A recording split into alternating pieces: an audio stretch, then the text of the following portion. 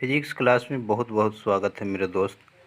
तो चलिए आज की क्लास में हम लोग पढ़ेंगे मानव नेत्र तथा रंग बिरंगी संसार, जिसे अंग्रेजी में कहते हैं human I and colourful world. तो चलिए दोस्तों देखें आँख क्या है। तो आँख का डिफिनेशन पहले हम लोग पढ़ेंगे, आँख क्या है, किस तरह से आँख कार्य करता है, आँख क्यों महत्वपूर्ण है। तो आँख शरीर का सबसे महत्वपूर्ण अंग है। आँख जो है शरीर का सबसे महत्वपूर्ण अंग है, जिस प्रकृति ने हमें रंगों को इस अद्भुत संसार को निहारने के लिए दिया है। मानव नेत्र जो कि एक विलक्षणीय प्रकाशीय यंत्र है। मानव नेत्र का आकार लगभग गोलीय होता है, जो कि डायग्राम में हम लोग देखेंगे। मानव नेत्र का आकार लगभग गोलीय होता है। मानव नेत्र का आकार लगभग गोलीय होता है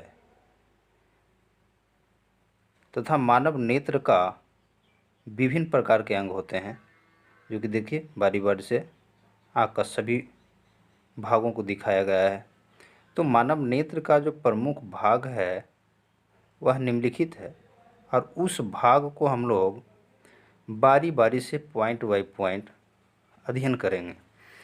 तो चलिए दोस्तों देख लें मानव नेत्र के कौन कौन सी भाग हैं। पहला स्क्लेरा, जिसे हिंदी में दृष्टि पटल कहते हैं। दूसरा कॉर्निया। तीसरा कोराइड। चौथा आइरिस, जिसे परितारका भी कहते हैं।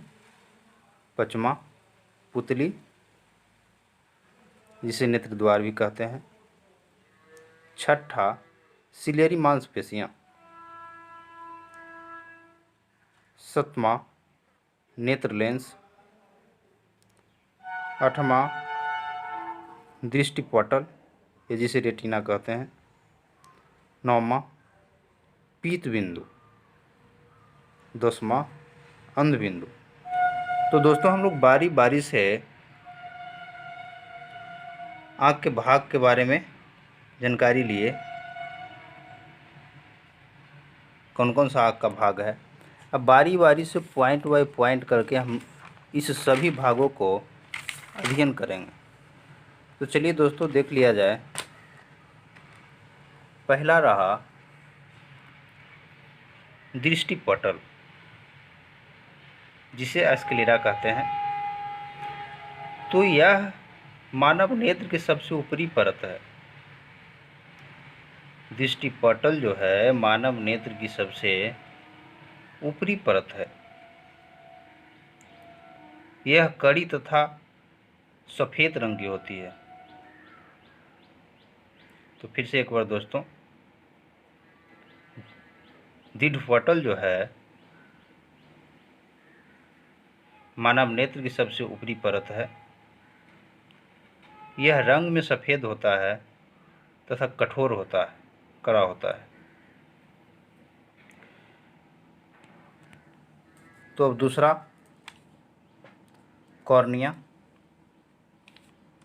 कॉर्निया जो है दृष्टि पटल के सामने वाला भाग होता है। दृष्टि पटल के सामने वाला भाग को ही कॉर्निया कहते हैं, जो उभरा हुआ होता है। यह पारदर्शी झिल्ली होती है तथा वस्तु से आने वाले प्रकाश को नेत्र में कॉर्निया से होकर ही प्रवेश करता है। फिर से एक बार, दृष्टि पटल के सामने वाला उभरा भाग को ही कॉर्निया कहा जाता है। यह पारदर्शी झिल्ली होती है तथा वस्तु से आने वाली प्रकाश नेत्र में कॉर्निया से होकर प्रवेश करता है। तो चलिए अब तीसरा पॉइंट कोराइड। दृष्टि पटल के नीचे जो परत होता है उसी परत को कोराइड या रक्त पटल कहा जाता है तथा यह परत आगे दो भागों में बट जाती है। फिर से, दृष्टि पटल के नीचे वाले जो परत है उसी परत को कोराइड या रक्त पटल कहते हैं तथा यह परत जो है आगे चल के दो भागों में बट जाती है। इस तरह से कोराइड के बारे में हम लोग अध्ययन किए। अब चलिए देखिए आइरिस क्या है, जिसे परितारका कहते हैं। यह भी आँख का महत्वपूर्ण भाग है। कॉर्निया के पीछे जो एक छिद्र पट होता है, वह छिद्रपट आइरिस कहलाता है। कॉर्निया के पीछे में जो एक छिद्रपट होता है, वह छिद्रपट को ही आइरिस कहते हैं। यह भिन्न भिन्न रंगों में होता है। भिन्न भिन्न रंगों का मतलब अलग अलग रंगों में होते हैं। आँख के रंग में से मतलब होता है आइरिस का रंग। आँख का जो विभिन्न तरह का कलर होता है, उसका मतलब हुआ उस आइरिस का रंग। तो चलिए 5वां पॉइंट, पुतली या नेत्र द्वार। तो ये जो आइरिस है परितारिका, ये आइरिस के मध्य में जो एक छोटा सा गोलाकार छेद होता है, इस छेद को ही पुतली कहा जाता है। फिर से एक बार, आइरिस के मध्य भाग में एक छोटा सा गोलाकार जो छेद होता है, इसी छिद्र को पुतली कहा जाता है। इस पुतली का रंग काला होता है। पुतली का रंग काला होने का मतलब ये होता है कि उससे गुजरने वाले प्रकाश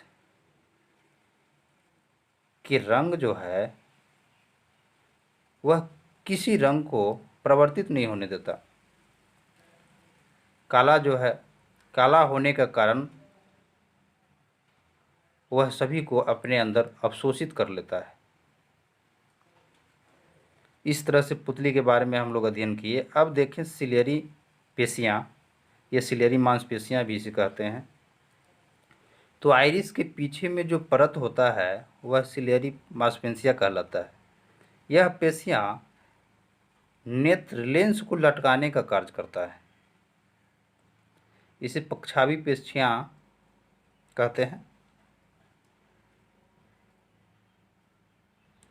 तो फिर से एक बार, आइरिस के पीछे में जो परत होता है वह सिलियरी मांसपेशियाँ कहलाता है। यह पेशियाँ जो है नेत्र लेंस को लटकाने का कार्य करता है। इसे हम लोग पक्षावी पेशियाँ भी कहते हैं। तो चलिए इस तरह से सिलियरी मांसपेशियाँ के बारे में भी हम लोग अध्ययन किए। तो अब देखते हैं इसका अगला पॉइंट।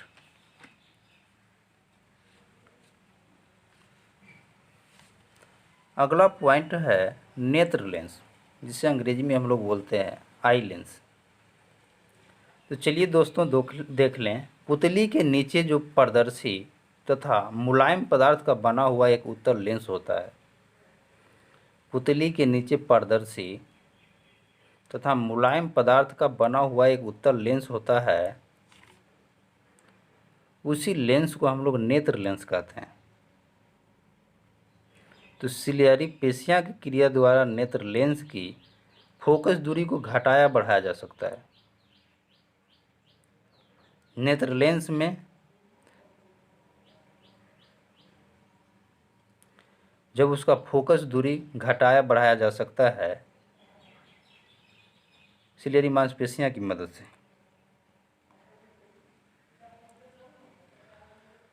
नेत्र लेंस आँख के गोले के दो कोष्ठों में बांट देता है। नेत्र लेंस जो है आँख के गोले के दो पार्टों में बांटता है। कॉर्निया तथा नेत्र लेंस के बीच में एक भाग होता है, उसे हम लोग बोलते हैं एक्वस ह्यूमर, जिसे एएच कहते हैं शॉर्ट में।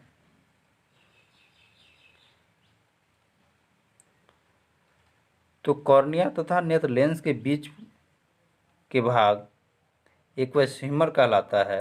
यह एक द्रवित भाग है जिसका स्वाद नमकीन होता है। कहा जाता है कि आंसू इसी द्रव के कारण बनता है। चलिए दूसरा भाग देख लें। नेत्र लेंस के पिछला भाग को ब्रिटिश ह्यूमर नामक पारदर्शी और रंगहीन जेली जैसे द्रव द्वारा भरा रहता है।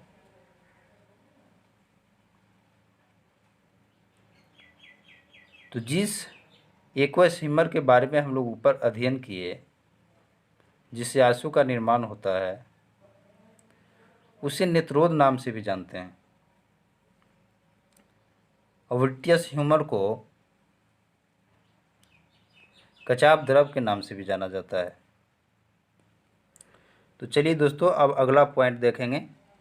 यह एग्जाम के व्यू से बहुत ही महत्वपूर्ण है, जिसे हम लोग दृष्टिपटल या रेटिना कहते हैं।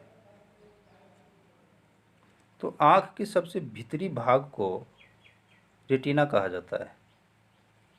आँख का सबसे अंदर वाले जो भाग होते हैं रेटिना कहलाता है। नेत्र लेंस किसी वस्तु का प्रतिबिंब जो है रेटिना पर ही बनाता है। रेटिना से दो तरह का तंतु निकलता है। तो चलिए एक बार हम लोग फिगर में देख लें रेटिना। तो आँख का जो सबसे अंदर का ये भाग है यही रेटिना है। यही अंदर वाले भाग, ये जो सतह दिखाई दे रहा है ये सतह रेटिना है। तो आँख के सबसे अंदर के भाग को हम लोग रेटिना कहते हैं। तो चलिए आ जाएं अपने पॉइंट पे। आँख के सबसे भीतरी भाग को रेटिना कहा जाता है। यह क्या करता है कि नेत्र लेंस के किसी वस्तु का प्रतिबिंब रेटिना पर बनाता है। रेटिना से दो तरह का तंतु निकलता है। पहला जिसे छड़ कहते हैं, दूसरा शंकु। जब प्रकाश सर्त था शंकु पर पड़ता है तो दीर्घ तंत्रिका द्वारा मस्तिष्क में रेटिना पर बने प्रतिबिंब का संवेदना पहुंचती है। तब हम लोग किसी वस्तु को देखने का आभास उत्पन्न करते हैं। तो फिर से एक बार, जब प्रकाश छड़ और शंकु पर पड़ता है तथा दीर्घ तंत्रिका द्वारा मस्तिष्क में रेटिना पर बने प्रतिबिंब की संवेदना पहुंचती है मस्तिष्क में, तब हम लोग किसी वस्तु को देखने का आभास उत्पन्न करते हैं कि यह वस्तु है। तो इस तरह से रेटिना पढ़े। रेटिना भी एग्जाम ऑफ व्यू से बहुत ही महत्वपूर्ण है। अब आगे देखें।